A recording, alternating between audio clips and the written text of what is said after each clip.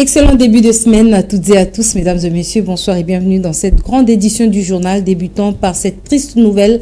Un immeuble de R+6 s'est effondré ce lundi sur l'avenue Forgeron au quartier Founa dans la commune de Limete. L'édifice a cédé après le coulage mal placé du béton au 6e niveau. Le drame a occasionné mort d'hommes et plusieurs blessés. Reportage. Cet immeuble en pleine construction sur l'avenue Forgeron au quartier Founa dans la commune de Limete a cédé la place au désastre. Tout est parti du coulage du béton sur les barres de fer pour former un dalle qui n'a pas pu résister. D'un cran, le personnel du chantier se sont retrouvés dans les décombres. La population environnante s'est mobilisée pour ramener les corps à la morgue et faire sortir quelques blessés. Saisie du dossier, la bourgmestre de Limete est descendue sur le lieu. Selon les témoins de l'événement, plusieurs corps succombent encore dans les décombres. Juste au vent na tongora net au vent na journée. Tout le monde a bengi au boulangerie mamalé au niveau autonga et que ti likolo. Béton ba to travers ba notre travail na ces béton ko eli bango couvre. Donc ba to coufi plus de 6 morts au ba coufi na 4 ba ba choc donc subitement ra boy. Donc ba to ba daye pena donc ba bengi la policier ba ya po ba meke pe ko dossier situation ba bimisa ba daye ba corps wana. Donc tout le monde va policier ba moi situation ça va calmer même si ba za na 4. Très touché par ce drame, ce jeune homme habitant du quartier estime que la bourgmestre de Limete est censée s'impliquer pour la prise en charge de certains blessés. Bando coulé béton koto yo nini bataki wana ekoki na charge ya béton te. E ba vandisi béton de kwei. Batu bazali ya des morts eza wana. Batu misu ba bukani ba makolo to memi ba na hôpital. Eloko komeli biso atona mingo lobate lokola mama za awa amika kolandela mwa dossier bandeko na biso bazwa soin po tozana batu moko te ke acha awa alandela makambo lokola mama ye moko aza awa alandela dossier bandeko na biso bazwa soin bazala à l'aise. Un autre son des cloches condamne le propriétaire de l'immeuble de n'avoir pas choisi un personnel qualifié dans l'architecture. Comme on a l'issue, comme on a l'issue, Nayota, Badnegonara, Koufi, et ça m'a ma passe, Binomo, Bakontambo, Karabosa solution. Baby Missalate, Batangana, Penanute, Toropanite, Nakwabo, S. Kokulango, depuis au Bandaki, et Bukanite, Kaka, et Wasukande, et au Bukana Saga, Babandane, Kotangela, Ngopo. Rappelons que cet immeuble R+6 a cédé au 6e niveau lors du coulage du béton. Les autorités ayant en charge les affaires foncières sont censées ouvrir l'œil et le bon pour que pareilles circonstances ne reviennent plus. Société toujours, les Kino ont été perturbés ce lundi pour leur déplacement. La nouvelle grille tarifaire ainsi que des multiples tracasseries sur les artères de Kinshasa ont occasionné la grève des chauffeurs des taxis et taxibus. La difficulté des transports en commun était visible sur toutes les artères de Kinshasa. Reportage Brunel Dikanda et Enoch Mafouka. Depuis le 7 janvier, l'hôtel de ville de Kinshasa a décidé de publier officiellement la nouvelle grille tarifaire de transport en commun. Cette nouvelle n'a pas été bien accueillie de la part des conducteurs de transport en commun. Pour eux, la nouvelle ne correspond pas aux réalités des terrains, entre autres les embouteillages intermittents dans plusieurs artères de la ville qui ne leur permettent pas de bien travailler. Un constat amer ce matin dans plusieurs communes, un engouement total marquant ainsi la difficulté des déplacements pour chacun à rejoindre son lieu de travail. Les élèves également ont eu du mal à rejoindre leurs écoles. C'est fait suite à cette frustration de conducteurs qui sont soumis à respecter la nouvelle grille. Comme dit-on, le malheur des uns fait les bonheurs des autres. Le motocycliste de leur côté double ou triple la course au détriment de la population. Nous en appelons donc aux autorités compétentes de prendre des mesures contre le motocycliste comme cela a été fait avec le conducteur de transport en commun car tous sont des usagers de route, subir une réglementation. Et au chapitre de la sécurité, sachez que les FARDC ont repris le contrôle de plusieurs localités de la province du Nord Kivu. L'armée régulière qui a pu neutraliser les terroristes du M23 assure la protection des civils et affirme que les rebelles ont été repoussés après d'intenses combats contre ces rebelles du M23. Suivez à ces sujets le porte-parole de l'armée dans la région, le colonel Guillaume Djiké.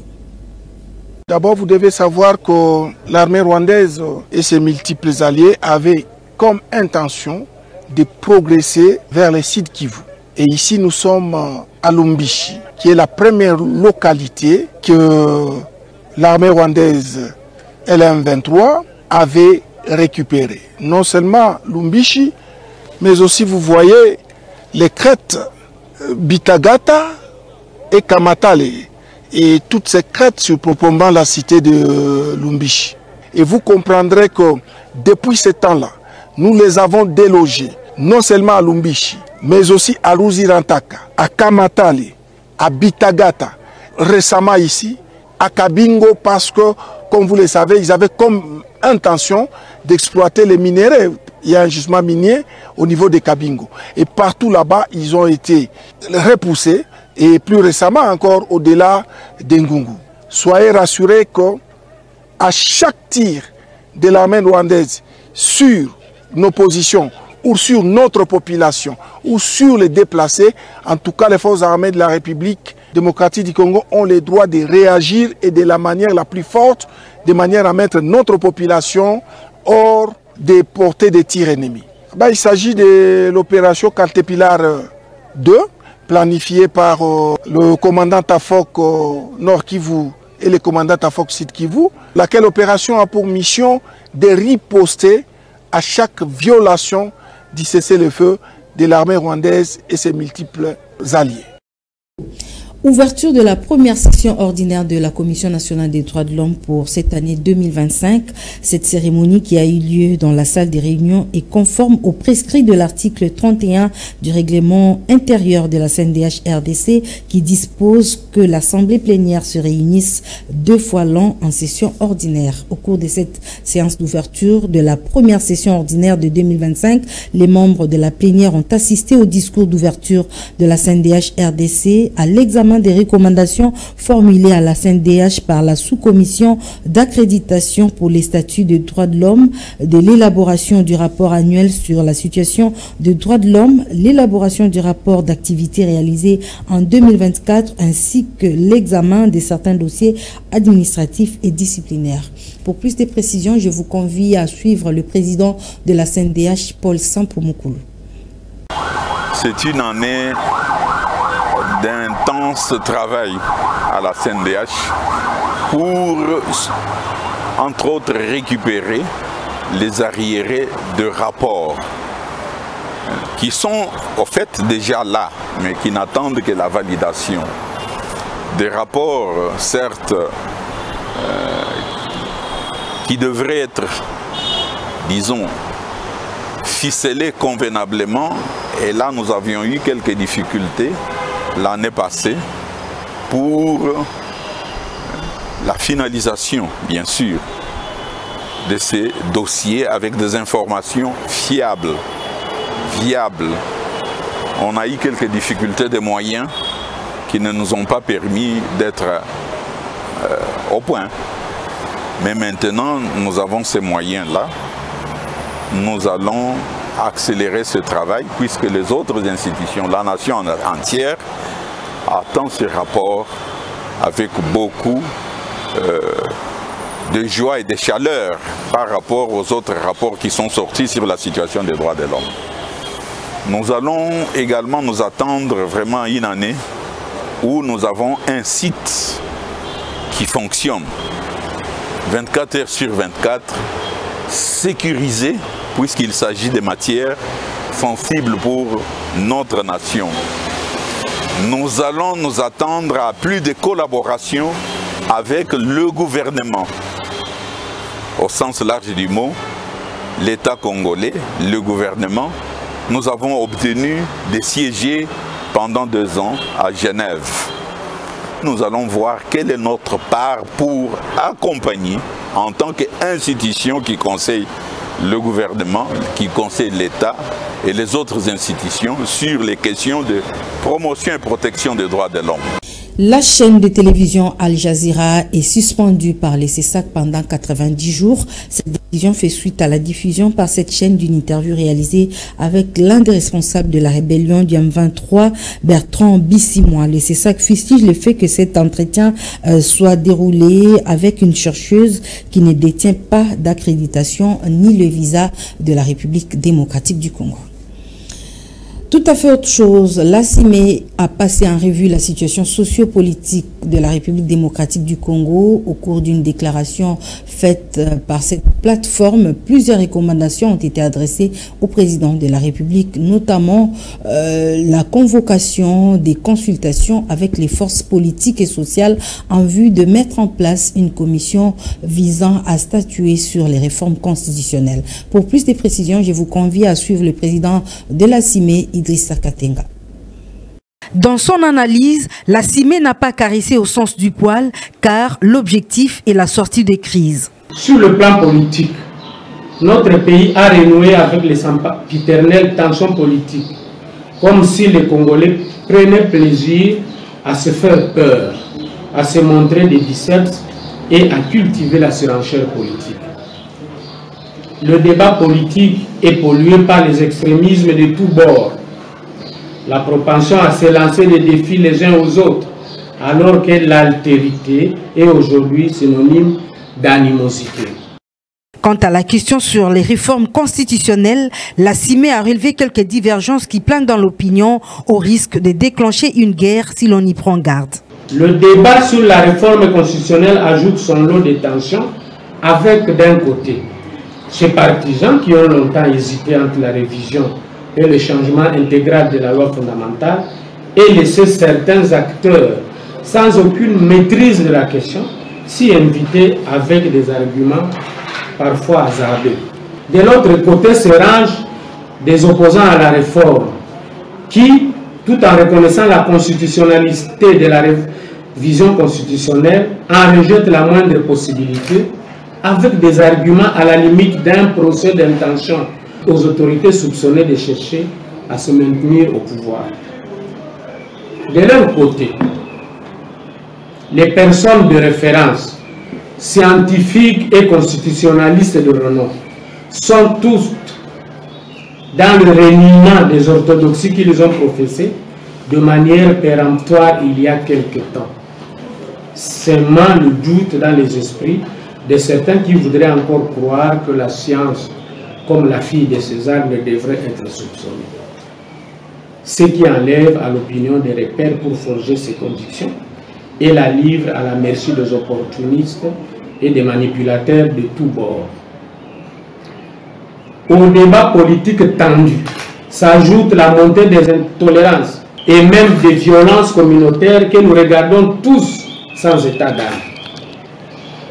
C'est comme si les Congolais ne se rappellent plus, à moins qu'ils ne rêvent de les rééditer, le drame du conflit Katangé-Kassaïen au début des années 90 et que, tout en combattant la balkanisation de notre pays des bouts des lèvres, nous y sommes déjà totalement acquis dans nos cœurs et dans nos têtes. S'agissant du sort des détenus et condamnés, la CIME a salué la grâce présidentielle accordée à ces derniers. Cette institution de la société civile salue le pardon accordé par le président de la République qui soulage tant soit peu les concernés. C'est dans ce contexte d'ailleurs que la CIME salue avec ferveur l'acte de pardon que le président de la République, chef de l'État, son Excellence Félix Antoine Tshisekedi Tshilombo, vient déposer en faveur de quelques condamnés et détenus à l'occasion des festivités de fin d'année. Comme l'a si bien le pape François, je cite, « Nous avons des plaintes les uns des autres. On ne peut pas vivre ensemble sans s'offenser. » Fin de citation. Cette mesure de grâce présidentielle sont les déclics de la décrispation politique dont notre pays a grandement besoin aujourd'hui. La CIME a enfin formulé quelques recommandations pour pallier aux différents problèmes, notamment celui de la réforme constitutionnelle. La CIME recommande au chef de l'État d'envisager dans la mesure du possible des consultations avec les forces politiques et sociales avant de mettre en place la commission qui sera chargée de réfléchir sur la réforme constitutionnelle. ou tout au moins d'assigner ces consultations qui doivent être nationales et les plus inclusives possibles comme première mission de la dite commission à créer. La paix est une affaire de tous. La CIME exhorte tous les Congolais à agir en toute responsabilité pour contribuer et consolider la paix, l'unité et la cohésion nationale. C'était là les derniers mots prononcés pour la sortie des crises par Idrissa Katenga, président de la CIME. Assainissement de la commune d'Engaba, le bourgmestre Aimé Francis Lolinga a fait la ronde des grandes artères qui limitent sa municipalité, en commençant par l'avenue Bypass, en passant par le rond-point Ngaba pour atteindre l'avenue de l'université. L'objectif était de s'imprégner de l'implication des vendeurs et occupants de ces avenues sur l'assainissement. Les récalcitrants en ont eu pour leur compte. Des sanctions ont été infligées par le bourgmestre de la commune d'Engaba. Suivez les détails dans ce reportage d'Enoch Mafouka. Le bourgmestre de la commune d'Engaba, Aimé Francis Lolinga, ne se lasse pas de faire les suivis sur l'assainissement de la commune sous sa gouverne. Contrairement à tous les samedis où il inculque les notions avec personnellement les outils à main et des notions théoriques, aujourd'hui, le numéro 1 de la commune d'Engaba était méconnaissable devant des tas d'immondices rencontrés sur les artères, pendant que les responsables des saletés se sont contentés à leurs activités commerciales aux heures d'assainissement. Sur place, c'était de la flamme et casse des étalages, un peu comme Jésus dans la maison de son père.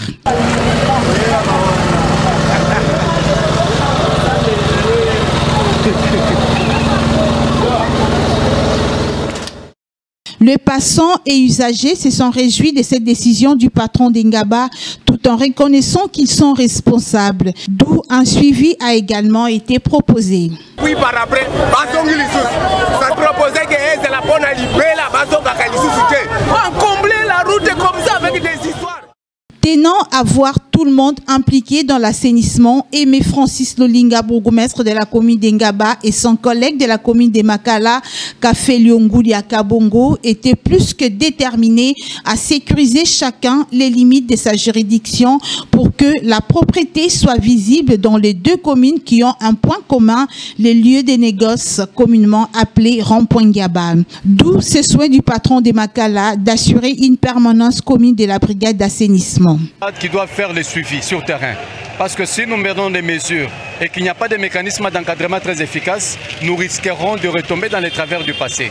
Et ça sera un éternel recommencement. Alors pour pérenniser cette action, nous avons instruit nos brigades à garantir une permanence sur tous les lieux pour que les vendeurs et les vendeuses respectent les limites et que chacun prenne des dispositions appropriées pour assainir la déventure. Et à partir du moment où vous n'assainissez pas la déventure, nous serons dans l'obligation d'appliquer le 10.003/2013, du 9 octobre 2013, portant mesures d'assainissement de la ville de Kinshasa. La descente du patron d'Engaba est toujours ovationnée par les habitués de la propriété de cette commune qui encouragent l'implication du numéro 1 pour maîtriser l'assainissement dans cette commune. En religion, un nouvel évêque au sein de la confession religieuse de l'Union des Églises indépendantes du Congo. Il s'agit de l'évêque Jean Kingumwepu, vicaire administrateur de l'UEIC en Tanzanie. La cérémonie de son ordination a eu lieu hier dimanche au siège de la mission évangélique La Puissance en Action, MEPA, située à Kingabwa. Reportage. Ayant rempli les conditions sacerdotales de l'Union des Églises indépendantes du Congo, cette confession religieuse dirigée par l'archevêque Prima, son éminence Monseigneur Simon Nzinga Maluka, le vicaire administrateur de l'Union des Églises indépendantes du Congo en Tanzanie, Jean Kingumwepu, a été ordonné révérend de l'UEIC sans contestation du public, vu sa loyauté et sa sincérité. Impliqué dans l'affaire, le nouveau révérend a déclaré haut et fort se conformer à la doctrine de la confession religieuse de l'Union des Églises indépendantes du Congo. Je déclare ici solennellement voir que les saintes écritures sont la parole de Dieu, contenant toutes les choses nécessaires pour le salut. Je m'engage à me conformer à la doctrine et à la discipline et au culte de l'Église indépendante du Congo. Après, s'en est suivi la cérémonie d'ordination qui a commencé par la prière des consécrations, puis le port par l'archevêque numéro 1 de la confession religieuse de l'Union des Églises indépendantes du Congo, Monseigneur Simon Nzinga Maluka, des différents insignes dignes de son rang en tant que révérend.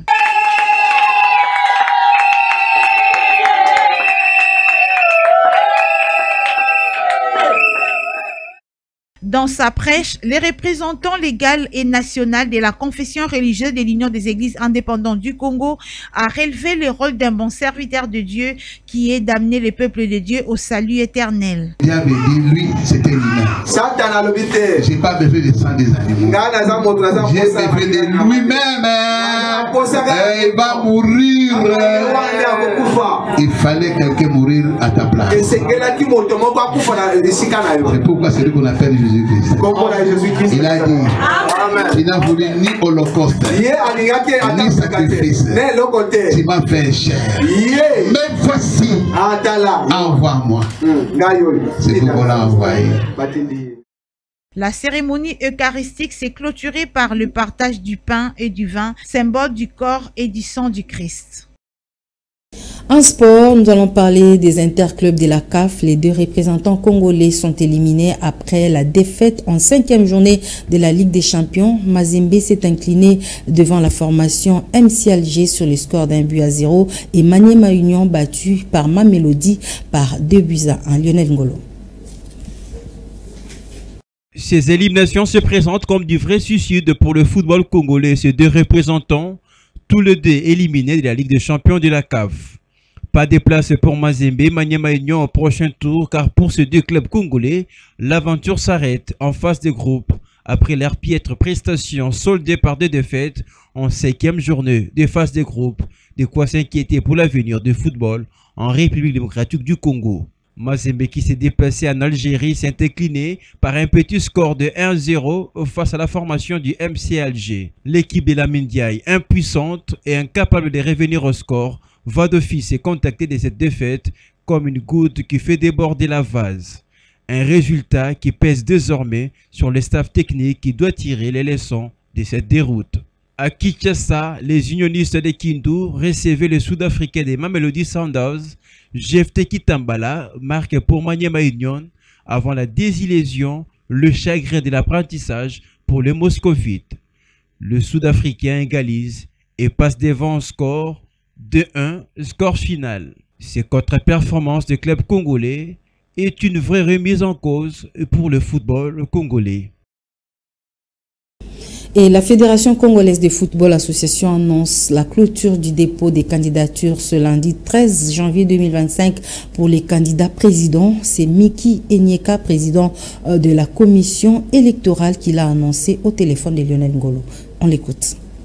La FIFA, la CAF, tout comme les Comores, ils ont insisté sur le fait qu'il devait y avoir un grand nombre, pas de détestés, je ne peux pas dire détestés, mais c'était pas quand même indiqué qu'on puisse avoir dans chaque liste, c'est parce que c'est une élection à liste, qu'on puisse avoir uniquement une seule liste par entité. C'est dans cette logique-là que nous avons essayé d'évaluer en rapport avec le nombre de candidatures qui sont déposées et puis aussi l'information qui ne passait pas du tout. C'est dans cette logique-là qu'on s'est dit, parce que normalement, le dépôt des candidatures devait s'arrêter les 10. Cependant, lorsqu'on a constaté cet aspect des choses, nous avons essayé de décaler un tout petit peu les calendriers pour permettre à que les gens puissent venir en masse et puis remplir les conditions, déposer leur candidature pour une élection libre, démocratique, transparente et puis indépendante, bien sûr. Lundi à minuit, ce sera la date limite de dépôt des candidatures au niveau des cercles et des ententes sur l'ensemble du territoire national. Alors j'insiste,